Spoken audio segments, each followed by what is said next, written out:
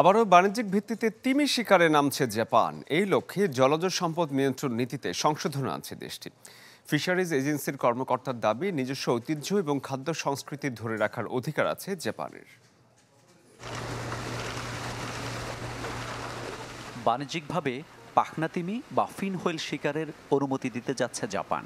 Fisheries agency এরই মধ্যে দেশটির জলজ সম্পদ নিয়ন্ত্রণ নীতি সংশোধনের খসড়াও তৈরি করেছে। এই নিয়ে গেল বৃহস্পতিবার সংবাদ সম্মেলনে বিস্তারিত তুলে ধরেন সরকারি মুখপাত্র। বলেন, খাদ্য সংস্কৃতির ঐতিহ্য ধরে রাখতে এর বিকল্প নেই। অন্যান্য সামুদ্রিক সম্পদের মতো তিমিও একটি গুরুত্বপূর্ণ খাদ্য সম্পদ। আমি বিশ্বাস করি জাপানের খাদ্যের ঐতিহ্য ধরে রাখার অধিকার আছে। ফিশারিজ এজেন্সির তথ্য বলছে, গেল বছর বিভিন্ন প্রজাতির মোট 294টি তিমি শিকার করে জাপান।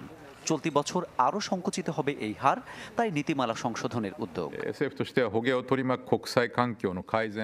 তিমি শিকারে আশেপাশের দেশের আন্তর্জাতিক পরিবেশের উন্নতিতে সহযোগিতা করবে জাপান। পাশাপাশি চেষ্টা থাকবে তিমির টেকসই ব্যবহারের প্রচারণায় কূটনৈতিক তৎপরতা জোরদারের। 2019 সালে আন্তর্জাতিক তিমি শিকার কমিশন থেকে নাম প্রত্যাহার করে নেয় জাপান।